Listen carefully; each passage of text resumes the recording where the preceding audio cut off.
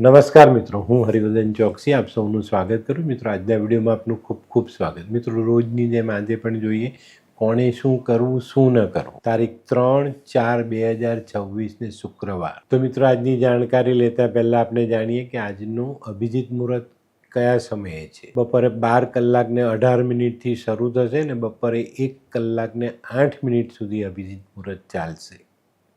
આ સમયમાં તમે કોઈ પણ સારું કામ કરી શકો છો. તો મિત્રો, હવે જોઈએ આપણે આજનો રાહુકાળ. સવારે 11:10 શરૂ થશે અને બપોરે 12:43 રાહુકાળ સમાપ્ત થશે. તો મિત્રો, હવે જોઈએ આપણે કોણે શું કરવું શું ન કરવું. પહેલી રાશિ મેષ રાશિ. મેષ રાશિવાળાએ આજે શું કરવું જોઈએ? મેષ રાશિવાળાએ આજે માં લક્ષ્મીની આરાધના કરવી જોઈએ અને કપૂર અને રૂ આ બે વસ્તુ મંદિરમાં અવશ્ય દાન કરવી જોઈએ. શું નથી કરવાનું? મિત્રો, આજે કોઈ મોટું આર્થિક સાહસ કરવું નહીં. કયા દેવી દેવતા સહાયક થાય છે?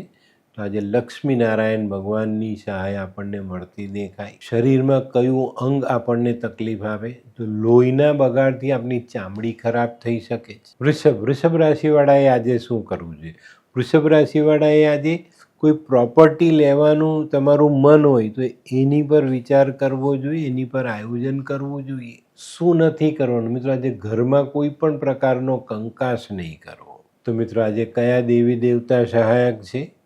તો આજે ભગવાન નરસિંહની સહાય આપણને મળતી દેખાય. શરીરમાં કયું અંગ આપનું ખરાબ થાય? તો મિત્રો, આજે તમારે તમારી પોતાની આંખોનું ધ્યાન જરૂરથી રાખવું જોઈએ. મિથુન રાશિવાળાએ આજે શું કરવું જોઈએ? મિથુન રાશિવાળાએ આજે ગાયની સેવા કરવી જોઈએ ને થોડુંક ગાયનું ઘી મંદિરમાં દીવા માટે દાન કરવું જોઈએ. શું નથી કરવાનું? મિત્રો, આજે કોઈનો પણ દુરુપયોગ નહીં કરતા. કયા દેવી દેવતા સહાયક? તમારા કુળદેવી ને મા દુર્ગા બંને દેવીઓની સહાય તમને મળતી દેખાય. શરીરમાં કયું અંગ ખરાબ થાય? તો મિત્રો, આજે તમને શરીરની નસો પરેશાન કરી શકે. કર્ક રાશિવાળાએ આજે શું કરવું? કર્ક રાશિવાળાએ આજે કોઈને વાયદો કર્યો હોય તો એ નિભાવવો જોઈએ. શું નથી કરવાનું? મિત્રો, આજે ઘરના બાળક ઉપર ગુસ્સો નહીં કરતા. કયા દેવી દેવતા સહાયક છે? તો આજે માં પાર્વતીની કૃપા તમને મળતી દેખાય. માં લક્ષ્મીની કૃપા પણ તમને મળી શકે. શરીરમાં કયું અંગ ખરાબ થાય? તો મિત્રો, આજે શરીરની ચામડીનું ધ્યાન અવશ્ય રાખજો. સિંહ રાશિવાળાએ આજે શું કરવું જોઈએ?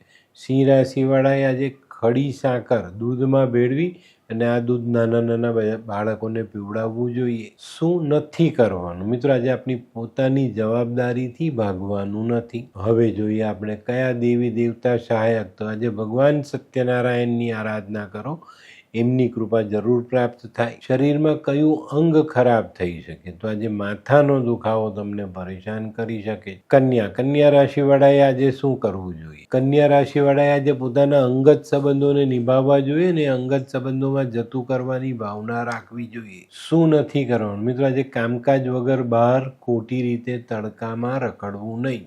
કયા દેવી દેવતા સહાયક છે? તો આજે માં સરસ્વતી અને તમારા કુળદેવી આ બંને દેવીઓની સહાય તમને મળી શકે. શરીરમાં કયું અંગ ખરાબ થાય? તો મિત્રો, આજે તમારા કમર નીચેના ભાગોમાં નસોને લગતા પ્રોબ્લેમ આવી શકે છે. વેરિગો વેન્સ જેવો રોગ તમને આજે સતાવી શકે છે.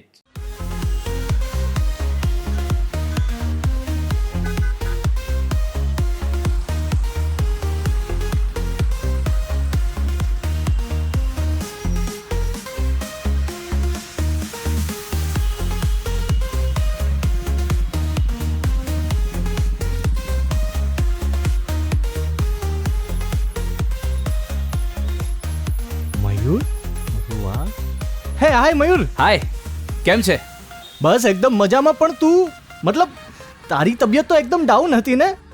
હા દોસ્ત, આ પહેલા મારી તબિયત ખૂબ જ ખરાબ રહેતી હતી અને ડૉક્ટરના મંતવ્ય પ્રમાણે મારે શું કરવું એ મને સમજાતું જ ન હતું. અને સૌથી વધારે તો પૈસાનું પણ પાણી થતું હતું દોસ્ત. પછી તે શું કર્યું? દોસ્ત, દવા કરું કે દુઆ એની મને કાંઈ સમજણ નહોતી પડતી. અને ત્યાર પછી મારા જિંદગીમાં લાલ કિતાબ જેવો એક જાદુઈ ચિરાગ આવી ગયો ને કે જેણે મારા જીવનમાંથી અંધકારને દૂર કરી નાખ્યો. અને એના સાયન્ટિફિક ઉપાયોથી આજે હું તારી સામે સ્વસ્થ થઈને ઊભો છું. અરે વાહ મારા દોસ્ત. ચાલ શું માનવ જીવનમાં રોગ મહારોગ ક્યારે આવે એની જાણકારી લાલ કિતાબ દ્વારા મળી શકે છે? હા, જરૂરથી. 20 વર્ષ અગાઉથી આ રોગ મહારોગની જાણકારી મેળવી શકાય છે અને લાલ કિતાબના યોગ્ય ઉપયોગ દ્વારા તેમાંથી બચી પણ શકાય છે. તો બનાવી લો તમારી પોતાની લાલ કિતાબ.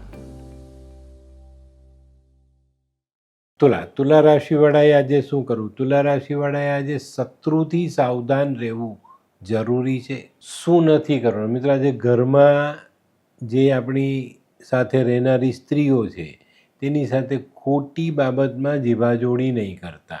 કયા દેવી દેવતા સહાયક? તો આજે માં લક્ષ્મી અને સરસ્વતી બંનેની સહાય મળતી દેખાય. શરીરમાં કયું અંગ આપણને દગો આપી શકે? તો આજે જીભ અને ગળું, આ બંને પાર્ટ તમારા તકલીફ આપી શકે છે. વૃશ્ચિક રાશિવાળાએ આજે શું કહ્યું? વૃશ્ચિક રાશિવાળાએ આજે મનની શાંતિ માટે સફેદ સુગંધિત ફૂલો શિવજીને અર્પણ કરવા જોઈએ.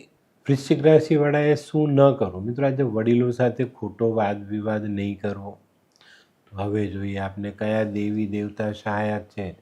આજે હનુમાનજીની સહાય આપણને મળતી દેખાય છે. શરીરમાં કયું અંગ ખરાબ થાય? તો મિત્રો, આજે આપણે લોહીની કમી પરેશાન કરી શકે છે. ધનરાશિવાળાએ આજે શું કરવું જોઈએ?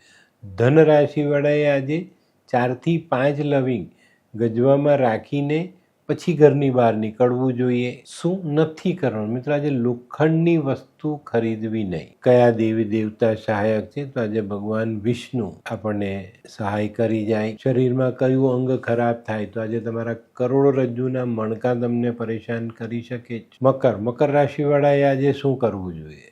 મકર રાશિવાળાએ આજે પોતાની અગત્યની યોજનાઓ જે બનાવીને એને અમલમાં મૂકવી જોઈએ. શું નથી કરવાનું? મિત્રો, આજે સરકારી કામમાં આળસ નહીં કરતા. કયા દેવી દેવતા સહાયક છે? તો ભગવાન શનિ અને ભૈરવજી, આ બંનેની સહાય તમને મળતી દેખાય. શરીરમાં કયું અંગ તમને પરેશાન કરી શકે છે?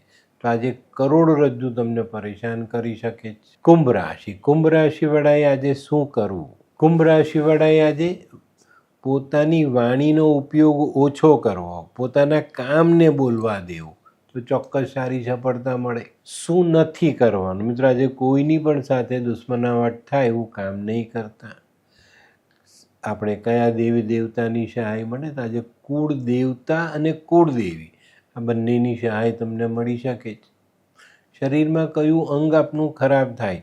તો આજે શરીરના મસલ્સ આપણને પરેશાન કરી શકે છે. મીન રાશિવાળાએ આજે શું કરવું? મીન રાશિવાળાએ આજે કોઈક વિધવા સ્ત્રીની સેવા કરવી જોઈએ. શું નથી કરવાનું? મિત્રો, આજે દૂધનો બગાડ બિલકુલ નહીં કરતા. કયા દેવતા સહાયક છે? તો આજે સત્યનારાયણ ભગવાન તમને સહાય કરી શકે. શરીરમાં કયું અંગ આપનું ખરાબ થાય? તો આજે આપનું મન આપણને ધોકો આપી શકે છે.